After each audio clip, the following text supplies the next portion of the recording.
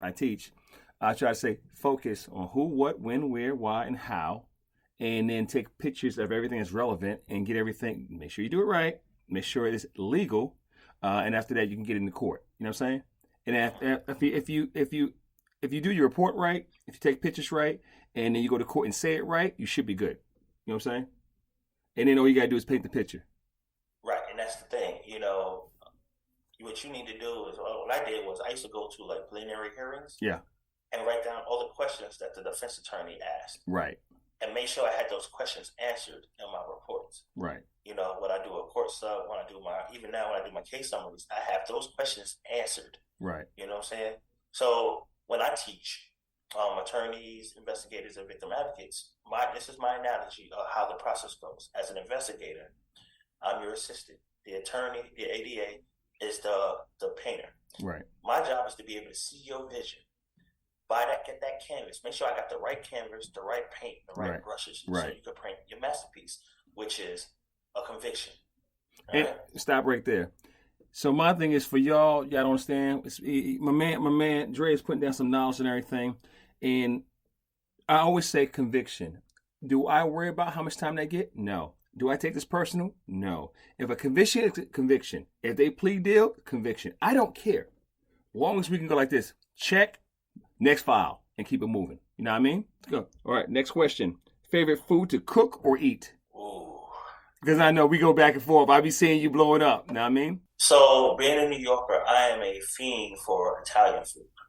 So you go Little Italy or you stay up in the Bronx? I stay Little Italy is in the Bronx. No. You have it. No. Mulberry Street. Go ahead. No. Go ahead. Real Little Italy is in Pelham Manor. Really? Yes. If you go up there, right about Mashula Parkway, okay, right near the Botanical Garden in the Bronx Zoo, yeah, it's real. And when you go there, you'll understand why it's the real Little Italy, because everything is the architecture, the restaurants, the feel is like Italy. Little Italy it's no different from how Chinatown looks. It's all the differences. I know. Just happen. The next block. I know. Right. It's no different. You just see more Italian stuff here, and then you see more, Chinese stuff there. Little Italy in the Bronx has little tables out in the front, little chairs, little old, boy-head Italian dude with the belly. He was sitting out there. Hey, what's going on? How you doing? Hey. Let me tell you. I used to go when I used to come back home. This is like 2004 because I don't come back home a lot. I used to come back home and we stay in Jersey, right across Hoboken over there, like that. The old Meadowlands, okay, and not the new Meadowlands, the old Meadowlands. So we stay over there, Hoboken, stuff like that. It was like The Sopranos, son. They was real with it. I like that. They're like, "How you doing? What you need? You good?" I was like, "God, man, that accent's harder than mine." You know what I mean? So that's how it is. So that's what you like to eat or cook or both? No. Italian is what I like to eat. My favorite Italian food, I have two: veal masala and lasagna. Okay. Okay.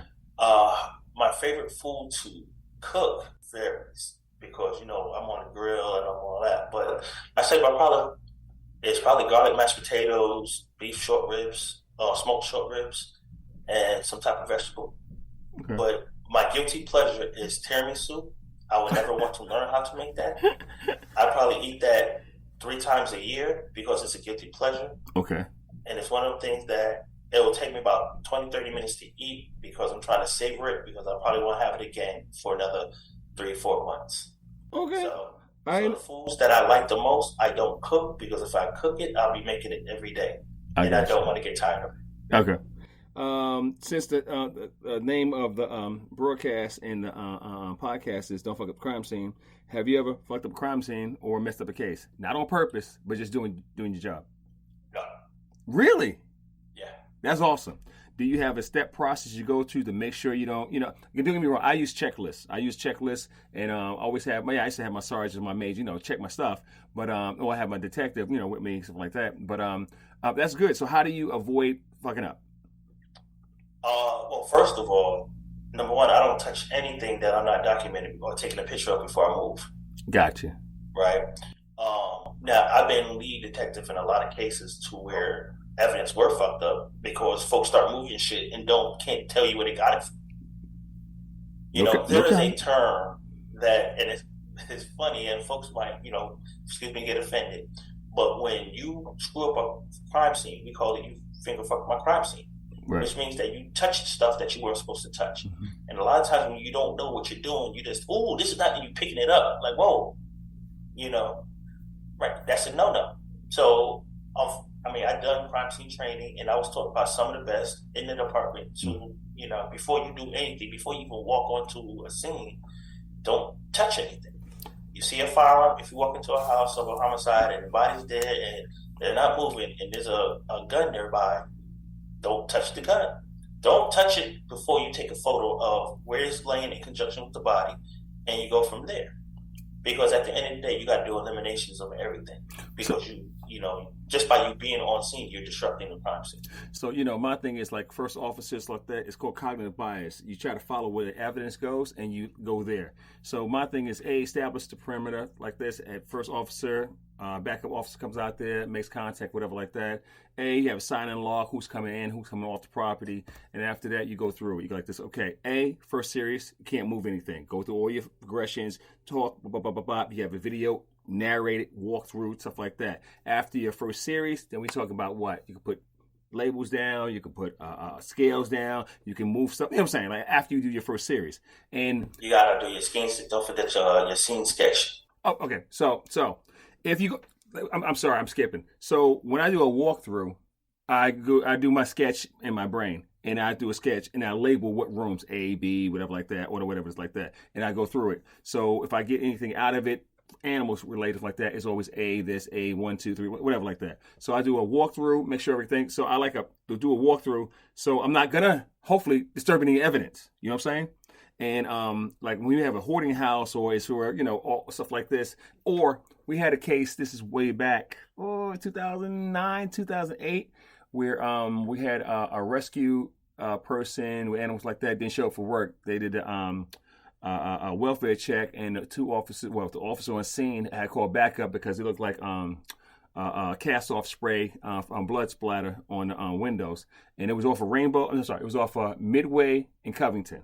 All right, where Midway comes and cuts around the long way by the school, and my boy went out there after everybody get there. One of the sergeants up there, I'm not gonna say his name. He came out there, and it was throwing out some stuff. And I'll say, okay, so Kelly, because Kelly don't work for the department no, Kelly Freeman, she don't work for the department no more. She's in Houston now. You know Kelly, right? So that's a girl. That's a girl. So Kelly was like, and she was teaching Baez. This is back, all right? So and I know, right? So that's crazy how everybody's going. So they was walking through. My guy gets down there. He was shook because they had dead body. Didn't know how they died. She was kind of bloating and everything, so she'd been in there 72 hours or more. Little decomp, stuff like that. Rigor mortis was out. Dogs running around. It was a good crime scene. It was a good, really, really good crime scene. It looked like cast off on the sheets, and then some type of jugular or arterial spray going this way. Like, she had bit by a dog and what have you. So I get there to back him up, and as soon as I saw the body, I saw the marks, stuff like that, I said dog bite. I told Kelly. Now, the sergeant said, well, it could be something else. I said, that's dog bite. I kind of know my shit, okay? And we went through it just like that, and then we had to figure out which dog did it. So I had to do swabs and everything. It was a trip. I had to do everything. And I had to get with the medical examiner. And my son works with the medical examiner. Yeah. Right? Dude, that's another story. That's another story. All right, let's get off of that. Favorite place to visit or vacation? My favorite place of vacation is Costa Rica. Really? Liberia, Costa Rica, Guanacaste. Okay. My favorite. Really? Yes. To the point where when I retire, that's probably where I want to lay my head. So I'm going to retire South America. I'm thinking about Ecuador, but might have some reservations. I think about Costa Rica, Honduras a little bit. Nicaragua is right under it.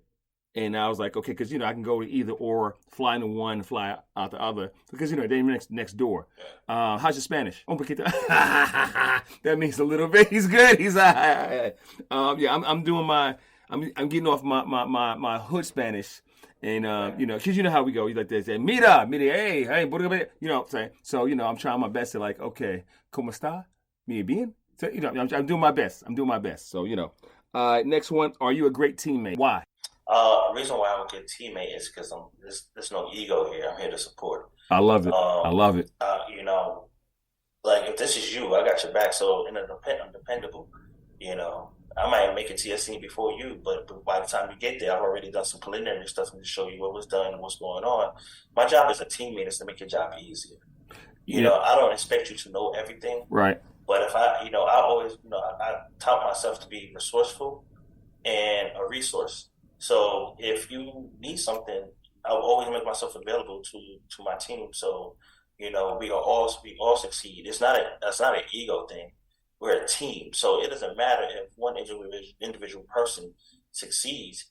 They succeeded because the team supported them and put them in a position to be successful.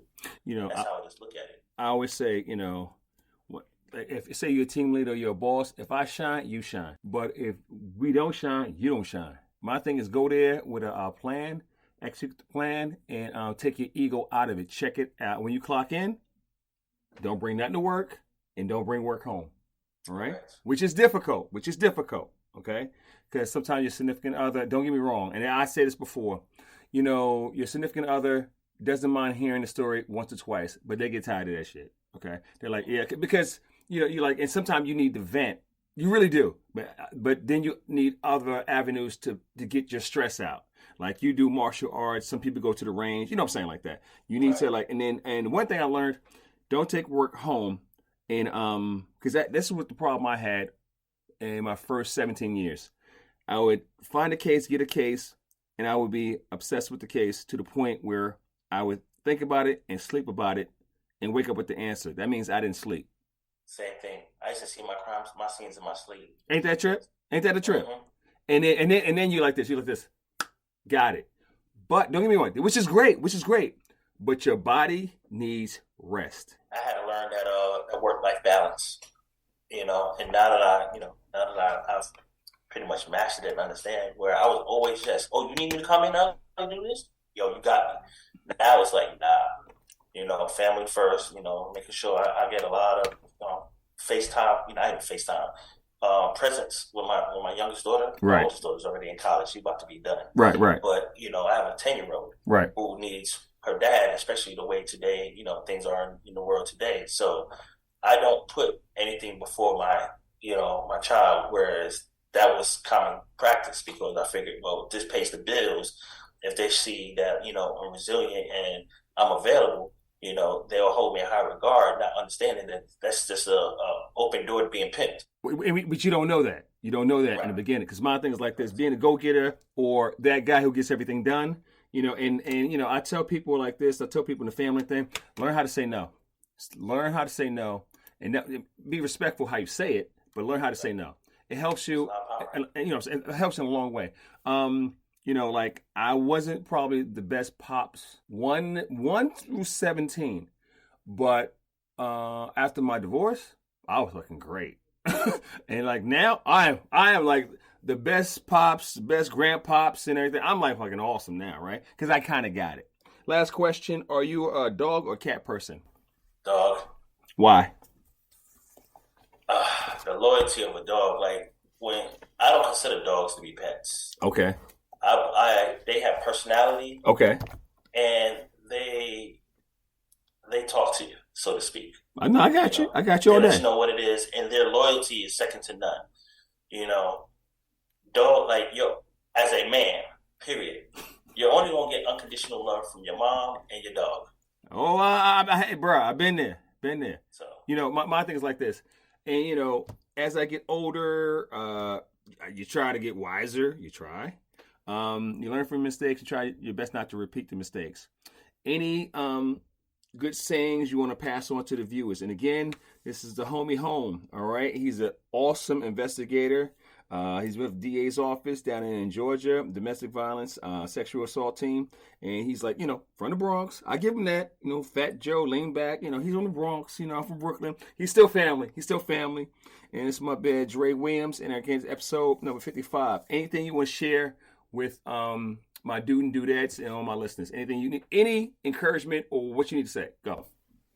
Yeah, I'm all about making folks' life better. So put like this: a smile is worth $1 million.